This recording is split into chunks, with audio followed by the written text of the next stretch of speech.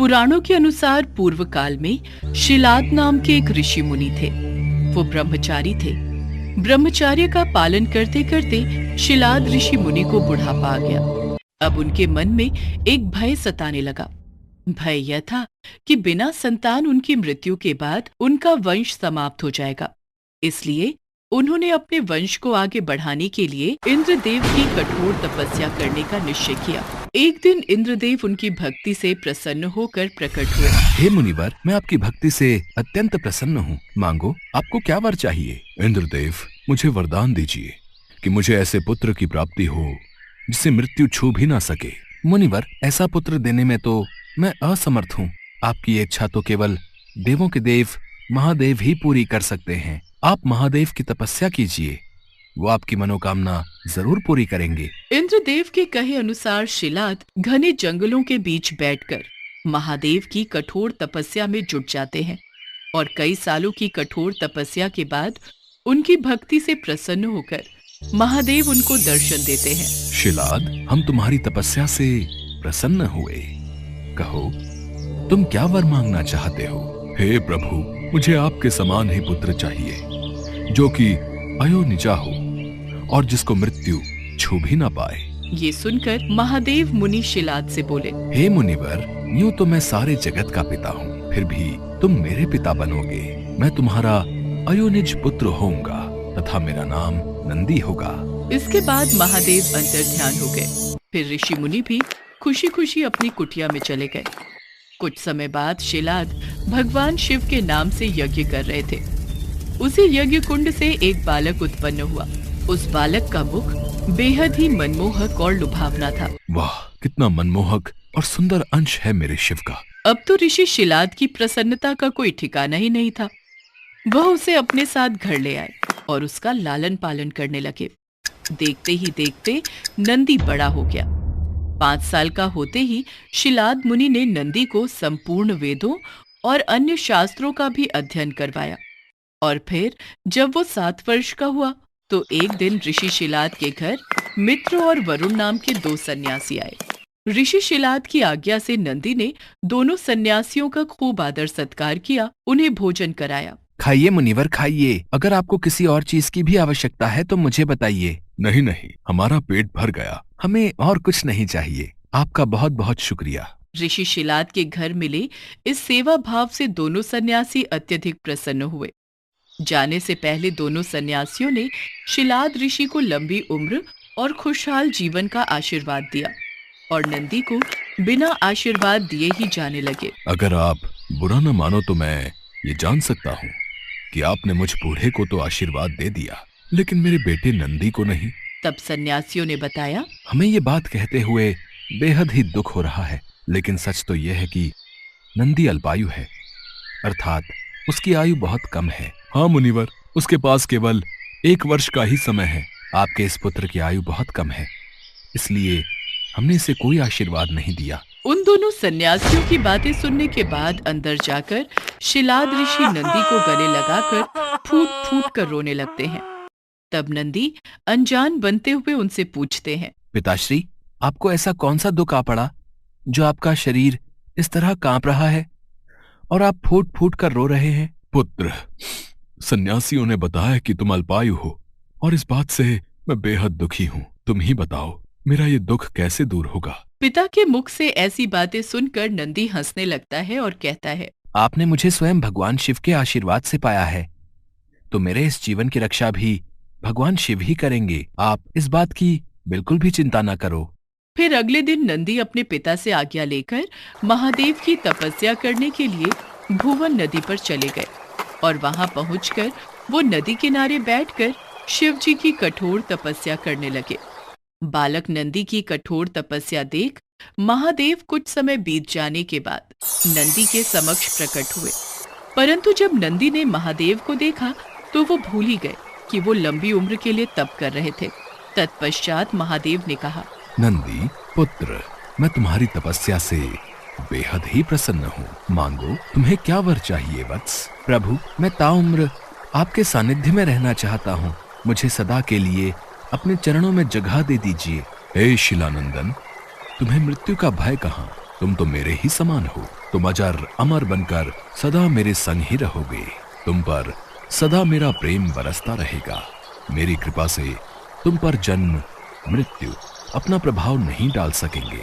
तत्पश्चात शिवजी ने पार्वती माता से कहा, हे देवी, मैं नंदी का अभिषेक करके इसे गणाध्यक्ष बनाना चाहता हूँ। इस विषय में आपकी क्या राय है? महादेव, आप नंदी को गणाध्यक्ष पद प्रदान कर सकते हैं, क्योंकि परमेश्वर यह शिलानंदन मेरे लिए पुत्र सरीखा है। इसलिए नाथ, ये मुझे बहुत ही प्यारा है। महादेव ने अपने अतुल बलशाली गणों को बुलाकर उनसे कहा, गणनायकों, आज से ये नंदीश्वर तुम लोगों का स्वामी होगा। मैं धन्य हो गया प्रभु, मैं धन्य हो गया।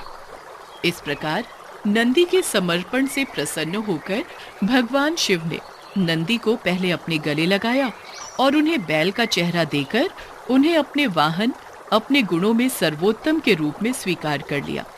और तभी से शिव जी की मूर्ति के साथ नंदी की प्रतिमा भी स्थापित की जाती है। ऐसा माना जाता है कि शिव जी तो हमेशा ध्यान में लीन होते हैं, वो हमेशा समाधि में रहते हैं। इसलिए नंदी के कानों में बोलकर उनके भक्तों की आवाज उन तक नंदी ही पहुंचाते हैं। एक समय की बात है, भानुपुर नामक गांव में शंभू नाम का एक किसान रहता था। शंभू भगवान शिव का बहुत बड़ा भक्त था। रोजाना सुबह उठकर भगवान शिव के मंदिर में जाना और शिव जी की मूर्ति के साथ शिवलिंग की पूजा करना उसका नियम था। शंभू के पास मोती नाम का एक पालतू बैल था, जिससे शंभू अपने खेत में हल जोतता था। मोती शंभू के लिए मानो तो परिवार का सदस्य ही था। माधवी, ये देखो, आज मैं अपने मोती के लिए कितनी हरी हरी घास और चारा लाया हूँ, पर ये मोती है कहाँ? खूंटी से तो बंधा नहीं हुआ। कस्तूरी ले गई है उसे घुमाने। मोती की आदत को बिगाड़ दिया है तुम्हारी बिटिया ने, और मोती भी कम नहीं है। जब तक शाम के वक्त कस्तूरी उसे पूरे गांव में घुमाने ना ले जाए, उसे भी चैन नहीं आता। लो, आ गई तुम्हारी लाडली। बापू, मोती को बहुत जोरों की भूख लगी है, आप क्या लाए हो? ये देख, मैं अपने मोती के लिए हरी हरी घास, पेड़ पौधों की टहनियाँ और सूखा चारा लाया हूँ। ये ले मोती बेटा, आराम से खा। मोती चारा खाकर कितना खुश हो रहा है माँ बापू। मेरा बच्चा, मेरा मोती, ये तो हम सबकी जान है। मोती बैल शंभू और उसके परिवार का लाडला था। मोती खेतों को जोतने में शंभू की बहुत सहायता करता था। लगभग सारा काम खेतों का शंभू मोती की सहायता से निपटा लेता था। कुछ गांव के लोग शंभू की सफलता से जलते थे, जिनमें से एक था हरिया, जो शंभू से बहुत ईर्ष्या करता था। ऐसे ही एक दिन, अरे शंभू, तू सुबह शाम शिव मंदिर में पूजा ही करता रहता है? कुछ देर अपने दोस्तों के साथ भी समय बिता लिया कर। शाम का वक्त है, आ जा दो घड़ी, हमारे साथ भी कुछ खा पी ले। नहीं हरिया भाई, मैं ये सब नहीं लेता हूँ। मैं तो बस भगवान शिव का भक्त हूँ और उन्हीं की पूजा में अपना समय बिताता हूँ। मुझे उसी में खुशी मिलती है। हरिया भाई, मैं देख रहा हूँ शंभू तुम्हारा अपमान कुछ ज्यादा ही करने लगा है। हाँ, तुम उसे 2 घड़ी अपने पास बैठने के लिए कहते हो और वो तुम्हें साफ लफ्जों में मना करके हमेशा चला जाता है। तुम क्यों उसे बार बार कहकर अपनी इज्जत गिरवाते हो भाई? हैं?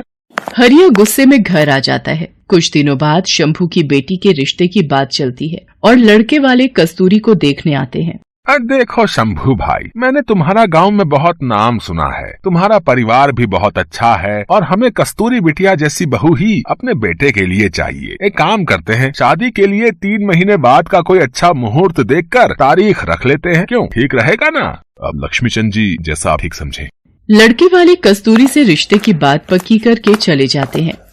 आपने लड़के वालों से कह तो दिया, पर 3 महीने में हम इतने पैसे शादी के लिए कैसे जोड़ पाएंगे? तुम चिंता मत करो माधवी, मैं और मोती मिलकर कुछ ही दिनों में नई फसल पर काम कर लेंगे। फिर उस फसल को बेचकर अच्छे पैसे मिल जाएंगे। फिर हम आराम से कस्तूरी की शादी कर सकते हैं। अब तुम मोती का भी ज्यादा ख्याल रखा करो, वो भी हमारे साथ बहुत मेहनत करता है। तुम चिंता मत करो, मैं मोती का ध्यान रखूंगी। कस्तूरी की शादी की बात पक्की होने की खबर हरिया को लग जाती है। वो इस बात को बर्दाश्त नहीं कर पाता है। मेरा अपमान करके शंभू इतना खुश कैसे रह सकता है? इसकी सारी खुशी उसी बैल में है। उसी बैल के भरोसे ये हवा में उड़ रहा है। ये सोचता है कि बैल की मदद से ये अच्छी फसल उगा लेगा और अपनी लड़की की शादी कर देगा। मेरे होते हुए ऐसा कभी नहीं हो सकता। कई बार इस शंभू ने गाँव वालों के सामने मेरा अपमान किया है। आज रात मौका देखकर इसके बैल का काम तमाम कर दूंगा। हाँ। आधी रात के वक्त जब सब सो रहे थे, तब हरिया उठा और उसने शंभू के घर जाकर मोती के चारे में जहर मिला दिया। सुबह जब शंभू की आंख खुली तो उसने देखा, ये क्या हो गया माधवी? कस्तूरी बिटिया जल्दी आओ, देखो हमारा मोती बेसुध पड़ा हुआ है, इसके मुंह से झाग निकल रही है, कहीं इसने कुछ गलत तो नहीं खा पी लिया। हे शिव शंकर, मेरे मोती को ये क्या हो गया? हे भोलेनाथ, हमारा मोती नहीं मर सकता, इसे कुछ नहीं हो सकता। बाबा मोती को क्या हो गया? मोती कुछ बोल क्यों नहीं रहा? हे भोलेनाथ, ये क्या अनर्थ हो गया? हमारा मोती इस दुनिया से कैसे जा सकता है? हमारा मोती, हमारा बच्चा। मोती के मर जाने से शंभू, माधवी और कस्तूरी तीनों का बहुत बुरा हाल था। एक दिन शंभू भगवान शंकर के मंदिर में सिर पटक पटक कर खूब रोया। हे ईश्वर, मेरे मोती को क्या हो गया? मुझे मेरा मोती वापस दे दो प्रभु। मैंने आपकी हमेशा सच्चे मन से पूजा की है, मेरे मोती को आप ऐसे नहीं छीन सकते। यदि मैंने सच्चे मन से आपकी पूजा की है तो प्रभु मेरे दुख दूर करो, मेरे मोती को वापस भेज दो प्रभु। शंभू भगवान शंकर की मूर्ति के आगे बिलक बिलक कर रो रहा था। तभी उसे मंदिर के द्वार पर एक बैल आता दिखाई दिया, जो देखने में बिल्कुल मोती के जैसा ही था। मोती? हे ईश्वर, ये बैल तो बिल्कुल मेरे मोती जैसा है, आसपास तो इसका कोई मालिक दिखाई नहीं दे रहा, ये कहाँ से आया है? हे प्रभु, ये आपकी कैसी लीला है? आपने मेरे लिए मेरे मोती जैसा हूबहू एक बैल भेज दिया। शंभू भगवान शंकर का आशीर्वाद मानकर खुशी खुशी उस बैल को घर ले आता है और आकर सारी बात माधवी और कस्तूरी को बताता है। बाबा, ये बैल तो बिल्कुल हमारे मोती जैसा है। मुझे तो ऐसा लगता है भगवान शंकर ने हमारे मोती को वापस भेज दिया है। देखो बाबा, ये मुझे पहचानता है, मेरे हाथों से चारा भी खा रहा है। हे शिव शंकर, आपने इस बैल को भेजकर हमारे सारे दुख दूर कर दिए, वरना मोती के बिना तो हम बिल्कुल अकेले हो गए। मोती के रूप में उस बैल के आ जाने से शंभू की सारी परेशानी दूर हो गई थी। मानो उस बैल में ऐसा क्या जादू था कि मोती जब शंभू के साथ उस बैल से हल जोतता तो मिनटों में काम पूरा हो जाता। कुछ ही दिनों में शंभू के खेत फसल से लहराने लगे। फसल पककर तैयार हो गई। शंभू ने उसे अच्छे दामों में बाजार में बेच भी दिया। कस्तूरी की शादी के दिन नजदीक आ रहे थे। शंभू उस बैल की मदद से खेत पर बहुत जल्दी काम करने लगा था। ये बात जब हरिया को पता चली तो उसने दोबारा अपनी चाल चलने की सोची। शंभू की तो खुशी का ठिकाना ही नहीं है, बड़े जोर शोर से अपनी बेटी की शादी की तैयारियां कर रहा है। इसके पास दूसरा बैल जब से आया है तब से ये ज्यादा खुश दिखाई दे रहा है। मुझे इसके दूसरे बैल को भी मारना होगा। सब सो चुके हैं, जल्दी से इस बैल के चारे में जहर मिला देता हूँ, ये भी मोती के पास ऊपर पहुँच जाएगा। हरिया जैसे ही उस बैल के पास जाता है, बैल मानो किसी जादुई शक्ति से अपनी रस्सी खोल लेता है और हरिया के पीछे भागने लगता है। हरिया चिल्लाता है, कोई बचाओ, बचाओ, मुझे ये बैल मार देगा, मुझे मार देगा, मुझे माफ कर दो, मुझे माफ कर दो, मैं ऐसी गलती दोबारा नहीं करूँगा। मोती बेटा रुक जाओ, हरिया के पीछे मत भागो। शंभू भाई, मुझसे गलती हो गई, मैंने ही तुम्हारे पहले बैल को जहर देकर मारा था, मैं इसे भी जहर देकर मारने वाला था, पर पता नहीं ये बैल कोई जादुई बैल है, इसने अपनी रस्सियां खोल ली और मेरे पीछे भाग पड़ा। इससे कहो मुझे माफ कर दे, मैं आज के बाद कभी भी किसी के साथ गलत नहीं करूँगा। जैसे ही हरिया अपनी गलती मानता है, वो बैल शांत हो जाता है और वापस शंभू के पास लौट आता है। गांव के लोगों की सलाह पर हरिया को उस गांव से निकाल दिया जाता है। हरिया को उसके किए की सजा मिल जाती है। शंभू धूमधाम से अपनी बेटी कस्तूरी की शादी करता है। शंभू और माधवी उस बैल को भगवान शंकर का आशीर्वाद मानकर उसके साथ खुशी खुशी रहने लगते हैं।